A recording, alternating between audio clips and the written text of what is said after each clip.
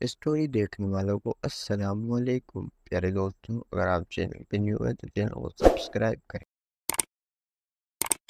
فونشیہ پر ایران کا قدیم شہر ہے جو خراساں کے صوبے کا صدر مقام تھا۔ وہاں ایک سوداگر تھا جو خود کو نہایت عقلمند سمجھتا تھا۔ وہ شہر شہر گھوم کر اپنا مال تجارت فروخت کر دیتا تھا۔ اسے جب کاروبار میں منافع تو دوسروں کے مقابلے میں کامیاب انسان سمجھتے ہوئے اس نے خود کو عاقل کہلوانا شروع کر دیا اور لوگ اسے اسی نام سے جاننے لگے۔ عاقل کا اصل نام نصیر الدین تھا۔ وہ مال تجارت کی صورت میں نادار و نیاب اشیاء لاتا تھا۔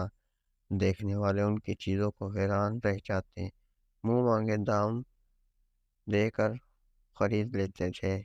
ایک دن وہ بازار میں بیٹھا اپنے دوستوں سے باتیں کر رہا تھا۔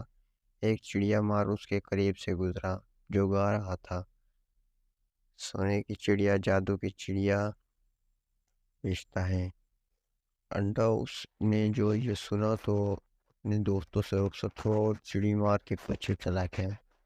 چڑی مار کے پاس سب پنجرے خالی تھے، بس ایک پنجرے میں خالی رنگ کی چڑیا اپنے پنجرے میں تھی۔ سوداگر چلتے چلتے سوچنے لگا، یہ سونے کی چڑیا مجھے خرید لینی چاہیے۔ جب یہ واقعی سونے کا انڈا دیتی ہے تو پھر مجھے اتنی محنت کرنے کی ضرورت نہیں پڑے گی۔ اسے خیال آیا بچپن میں اس کی دادی اس کی ماں کو منگوانے پر کیا کہا کرتی تھی، تم کیا سونے کا چڑیا ہو جو مجھے دو گے تو بیٹا غریب ہو جاؤ گے۔ تو گویا سونے کی چڑیا ہوتی ہے۔ بس اس کی یہ خواہش تھی کہ کاش اس کے پاس وہ چڑیا ہو۔ چڑیا مار کو روکتے ہوئے سوداگر نے کہا، بھائی کیا یہ واقعی سونے کی چڑیا ہے؟ تو عام سی چڑیا لگ رہی ہے۔ چڑی مار نے اسے اوپر سے نیچے تک دیکھا اور جان گیا کہ یہ بیوقوف شخص ہے جو امیر ہونا چاہتا ہے۔ اس نے یقین دلایا، بھائی چڑیا نئی جادو کی چڑیا ہے۔ 14ویں رات کو جب دور کہیں گجر بھیجتا ہے، یہ سونے کا انڈا دیتی ہے۔ اس چڑیا نے مجھے امیر کر دیا ہے۔ میرے پاس گھر میں اب اتنے 10 انڈے دے چکی ہے۔ میرے ملک چلو، وہاں بڑے حشانے بشانے بیٹھے ہیں۔ میں اسے نہیں بیچتا، مگر یہ اب مالک کو صرف 10 انڈے دیتی ہے۔ اس کے بعد اگر کوئی اسے خرید لے پھر اس کے پاس مزید 10 انڈے دوسرے مالک کو دے دیتی ہیں۔ چڑی مار کی باتوں کو سچ سمجھ کر سوداگر نے وہ چڑیا خرید لی اور اپنا سب کچھ چڑی مار کو بیچ دیا۔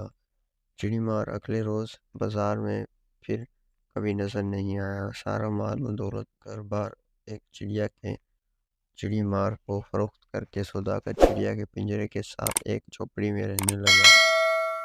دوستوں نے اسے بہت سمجھایا کہ اس نے گھاٹے کا سودا کیا ہے اور دھوکہ کھایا ہے، مگر سوداگر کا کہنا تھا، وہ بہت سمجھدار ہے اور وہ کبھی گھاٹے کا سودا نہیں کرتا۔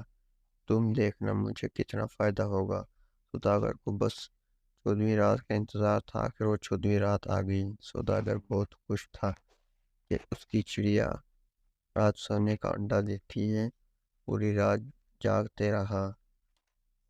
چڑیا پنجرے میں کبھی سوتی اور کبھی پھرپھراتی رہی۔ آخر صبح ہونے لگی۔ گجر بنجا اور سوداگر سو گیا۔ جب اس کی آنکھ کھلی اور وہ پنجرے کے پاس گیا تو پنجرے میں انڈا نہیں تھا اور سر پکڑ کر بیٹھ گیا۔ اس نے سبق سیکھا، غیر ضروری خود اعتمادی، غرور و تکبر کبیر انسان کو پانے پر مجبور کرتا ہے۔